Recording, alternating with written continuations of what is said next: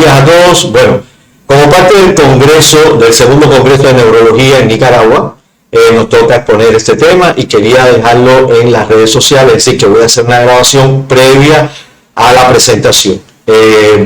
Vamos a hablar en el día de hoy, en la mañana de hoy, de la esclerosis lateral amiotrófica. Vamos a proyectar hacia acá, vamos a reducir el video para que nos quede solamente la presentación, como siempre hacemos. Bueno, la esclerosis lateral amiotrófica es una enfermedad neurodegenerativa que afecta predominantemente a las neuronas motoras de la corteza cerebral y de la médula espinal. Es una enfermedad que forma parte de un grupo, de un síndrome que son alteraciones de las neuronas motoras. Bueno, afecta a la vía piramidal, es decir, afecta a las motoneuronas, que están ubicadas en la corteza, en el área motora primaria en un 60%, en el área sensitiva primaria en un 20%, en el área suplementaria motora y en áreas premotoras como tal.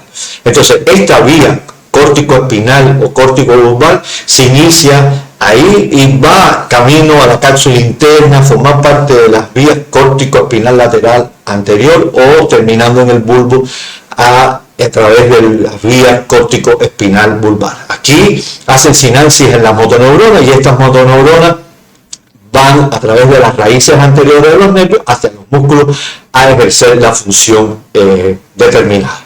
Entonces, las afectaciones de la neurona motora se conoce con el nombre de enfermedad de la neurona motora, pero no es una enfermedad, sino es un síndrome que tiene múltiples enfermedades con etiologías diversas, tanto esporádicas como hereditarias, y que afecta en una medida a las motoneuronas superiores o a las motoneuronas inferiores o de manera mixta. Por lo tanto, se conoce como enfermedad de la neurona motora a este síndrome que puede estar formado por afectaciones de la motoneurona superior, afectaciones de la motoneurona inferior e incluso síndromes mixtos conocidos que también pueden tener otras características sobreañadidas, que son afectaciones cerebrovulvares, deterioro cognitivo, trastornos psiquiátricos y un síndrome prefrontal, ya sea dorso lateral, óbito frontal o cingulado anterior.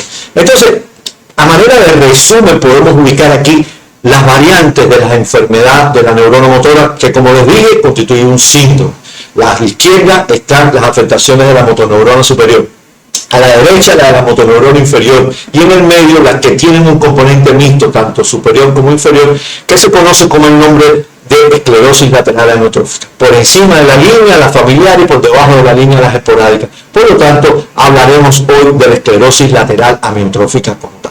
La esclerosis lateral amiotrófica, desde el punto de vista fisiopatológico, se da porque existen características especiales en las motoneuronas que hacen que sean un poco más susceptibles a noxas, ya sean internas, genéticas o medioambientales. Son motoneuronas de gran tamaño, con gran necesidad metabólica, con grandes mitocondrias que pueden provocar estrés oxidativo y gran sensibilidad a los excitotóxicos.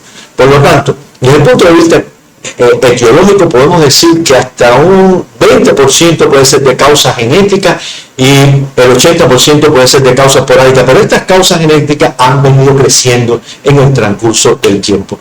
Y existen varios genes, pero fundamentalmente el gen de la superóxido dismutasa y el gen C9orf72, que influyen en algunos procesos, como veremos a continuación. Los procesos serán los siguientes: el desequilibrio de la homeostasis de las proteínas, que hace que acumulen proteínas más plegadas, se genere un cuerpo de inclusión y muerte neuronal. Los trastornos del metabolismo del RNA con mutaciones en las proteínas relacionadas con este, como FUS y la FP43, que también generan cuerpos de inclusión. Los trastornos a nivel mitocondrial, de las mutaciones del FUS y el DP43 mitocondrial, y las más conocidas, la de la superóxido dismutasa, que genera residuos del estrés oxidativo y mutaciones del C9orf72, que generan un influjo de calcio y un daño mitocondrial como tal.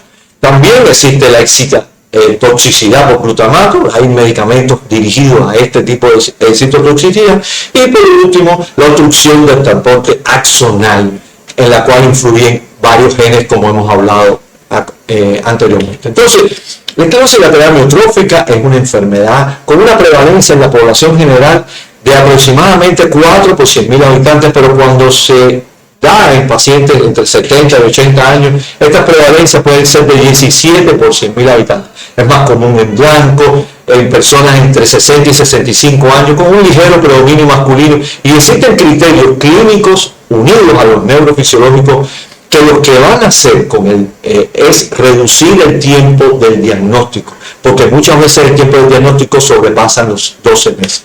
Entonces, el inicio habitualmente puede ser la clásica, como toma, digamos, de extremidades, con debilidad progresiva, con variantes que unen síntomas de motoneurona inferior con síntomas de motoneurona inferior.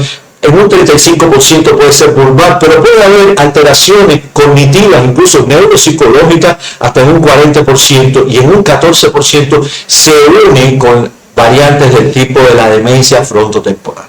Entonces, a manera de resumen, los síntomas de motoneurona superior, síntomas de motoneurona inferior, ya sea tipo vulvar o en extremidad.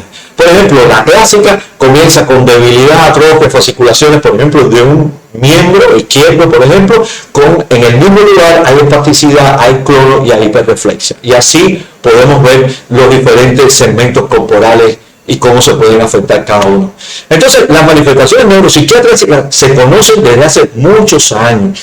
Ya se hablaba de alteraciones del lóbulo frontal, se hablaba de la relación con la demencia frontotemporal, por lo tanto se considera no una enfermedad de la neurona motora, sino una afectación multisistémica, pero se sigue llamando con el nombre de enfermedad de la neurona motora y es un síndrome y no es exclusivo de la neurona motora, sino es multisistémica. Por lo tanto, hay manifestaciones demenciales con deterioro cognitivo, hay manifestaciones de trastorno del lenguaje, no de tipo motor, no disáctica, de alteraciones del lenguaje, hay una trastorno ejecutivo, trastorno entre cambio entre la risa y el llanto, síndrome pseudobulbar, manifestaciones neuropsiquiátricas y trastornos de conducta como tal. Los criterios diagnósticos, que es uno de los puntos importantes que vamos a tocar en nuestra charla, han evolucionado. ¿Por qué han evolucionado? Y lo veremos a continuación.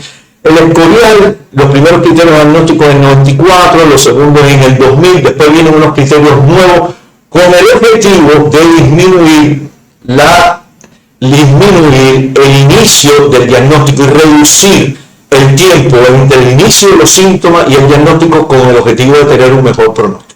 Bueno, hasta que llegan los criterios de Gold del 2020, que establece unos criterios mucho más, digamos, sensibles para hacer el diagnóstico adecuado a estos pacientes. ¿Por qué? Y lo presentamos en la siguiente gráfica.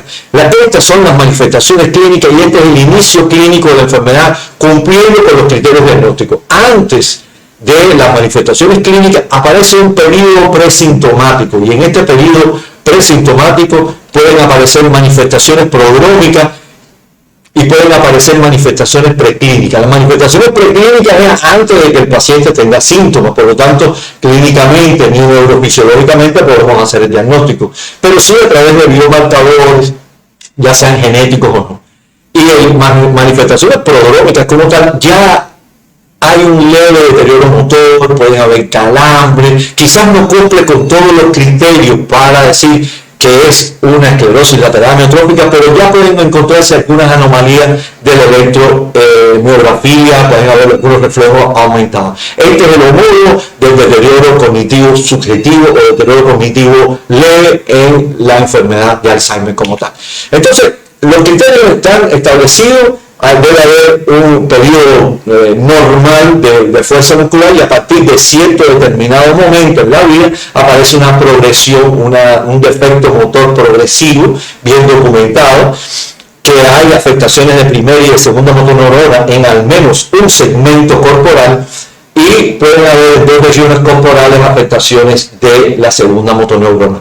Las investigaciones, excluyendo otras enfermedades como tal, pero son investigaciones que van a estar dirigidas específicamente según cada paciente. Entonces, la disfunción de la motoneurona superior, ya vimos exaltación de los reflejos, Babinski, espasticidad, debilidad no por toma de motoneurona inferior ni parkinsoniana, ya vimos las alteraciones de la de la motoneurona inferior en el examen físico. Aquí es donde aparecen las alteraciones electromiográficas, que las veremos a continuación.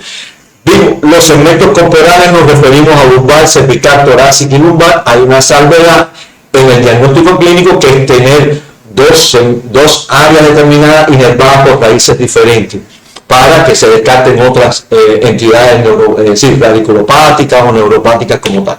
Y las investigaciones apropiadas básicamente le tenemos, clínica, y tenemos que aplicarle los estudios neurofisiológicos completos, que incluyen estudios de neuroconducción y electromiograma y la resonancia magnética nuclear. Y lo que, en caso de que sean clínicamente necesarios, podemos hacer otros tipos de estudios como perfiles metabólicos, pruebas autoinmunes, pruebas infecciosas, de toxinas, entre otros. Entonces, ¿qué encontramos en la electromiografía? La electromiografía en la electromiografía de aguja, la convencional, no los estudios de neuroconducción, podemos encontrar lo siguiente.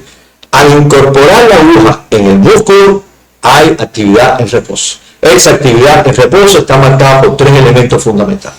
Existen unos potenciales que se llaman potenciales positivos de inervación, que son los que se reflejan en esta gráfica. Pueden haber fibrilaciones que no aparecen aquí, y pueden haber fasciculaciones que tampoco aparecen aquí. Las fasciculaciones pueden ser clínicas y neurofisiológicas. Desde el punto de vista de la contracción ligera, aparecen polifascismo, aumento de las duraciones de los PUM, aumento no solo del polifascismo de las fases, sino también de las amplitudes. Y cuando el paciente tiene una contracción voluntaria intensa, el patrón es aislado.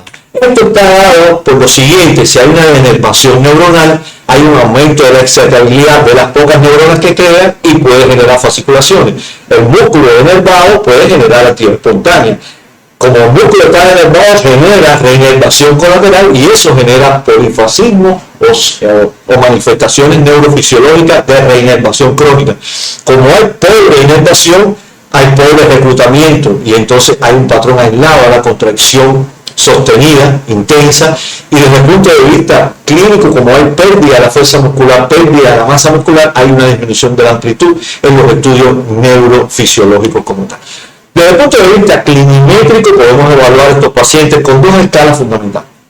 Una escala de estadios, en la cual se divide en 4, el 2 y el 4 se dividen en 2, en dependencia de las características del paciente, y una escala funcional de la ELA, que tiene 12 ítems, que se valora varios puntos como lenguaje, salivación, y que nos es muy útil para el tratamiento. Entonces, el tratamiento lo vamos a dividir en estos 5 aspectos, pero en la mañana de hoy solamente vamos a hablar del médico, aunque el higiénico, el estético, médico, medicamentosos de otras comorbilidades, rehabilitadores de las complicaciones, el acompañamiento, son cosas indispensables para los pacientes. Y muchos de ellos ya no requieren tratamiento médico, o ya no tienen la posibilidad de tratamiento médico, y son los otros tratamientos los que van a acompañar al paciente. Entonces, vamos a hablar de los fármacos aprobados, porque toda esta base fisiopatológica, genética, de la cual hicimos referencia, tiene que ver con el uso de estos medicamentos. Bueno, empezamos con un medicamento que es para disminuir la excitotoxicidad, que era el Riluzol, año 1995, y hasta 22 años después no se aprueba el segundo fármaco, que es el Avarone, que se aprobó en su variante intravenosa en el 2017 y la variante oral en el 2022. En este año 2022 se aprueba también otro medicamento, el fenilbutirato de sodio. Ambos, el Avarone y el fenilbutirato, para el estrés oxidativo, aprobado ya con uso, con algunos estudios que digamos que nos aportan esperanza desde el punto de vista terapéutico en esta enfermedad. Y en el último punto, aprobado en abril del 2023, es una terapia génica, es decir, un oligonucleótido antisentido para los pacientes que tienen mutaciones de la superóxido dismutasa. Entonces, veremos algunos de los fármacos. Bueno, el Riluzol, conocido, garantiza una sobrevida superior a los 3 a 6 meses, pero no hay un impacto en la funcionalidad. Se da 50 miligramos cada 12 horas y modula la transmisión excitadora. Entonces, los mejores beneficios, por supuesto, se van a ver cuando se hace un diagnóstico precoz. El butirato es aprobado en el 2022, como hablamos, actúa sobre el estrés oxidativo, mejorando las respuestas apoptóticas. Inicialmente durante las 3 primeras semanas se puede dar un sobre al día y después a partir de la 4ª se da 2 sobres al día, es decir, 1 cada 12 horas. La gabarona actúa también sobre el estrés oxidativo, hay por vía oral, por vía intramuscular, se hacen ciclos que pueden ser de 14 inicialmente, es decir, por 14 días se descansan bien y después se repiten, es decir, son ciclos. Por ejemplo, el intravenoso, hay un primer ciclo de 14 días y descansa 14, y hay un segundo ciclo con esta dosificación por 10 días y descansa 18 para completar los 28. Y así se hace también en la suspensión oral. Está entonces, por último lugar, el Tofersen, que es un tratamiento, como le dijimos, un fármaco oligonucleótido antisentido, que es una terapia génica que fue aprobada en el 2023. Está indicado directamente a los pacientes con mutación de la superóxido dismutasa y se puede hacer por vía intratecal, es decir, de la dosis 1 a la 3 cada 2 semanas y después a partir de la 4 mensualmente. Se ha visto que los pacientes, por ejemplo, en la línea azul podemos ver los pacientes que iniciaron en la semana 28 y estos pacientes iniciaron en la semana 2, como hay una disminución de los neurofilamentos plasmáticos y también de los niveles de superóxido dismutasa. En el líquido cerebrovascular hay una disminución ostensible de estos pacientes. Bueno, cuando ya tú inicias de forma tardía también hay una disminución, pero bueno, siempre la disminución se queda por debajo en los pacientes que iniciaron de manera precoz. Hasta aquí todo lo que teníamos para el día de hoy. La enfermedad esclerosis lateral amiotrófica es una enfermedad genéticamente compleja, de curso progresivo, con una alteración predominantemente de motoneurona superior e inferior, pero tiene manifestaciones neuropsiquiátricas, cognitivas, conductuales. Los criterios actuales están dirigidos para hacer lo más precoz posible con vistas a la utilización de fármacos que modifiquen el curso de la enfermedad, y actualmente solo existen 4 fármacos modificadores, pero existen un sinnúmero. Yo diría, yo no los puse por tiempo, pero hay aproximadamente más de 50 fármacos en estudio como tal. Muchísimas gracias a todos por haber tenido la gentileza. Esto va a ser la presentación de hoy en el evento de neurología.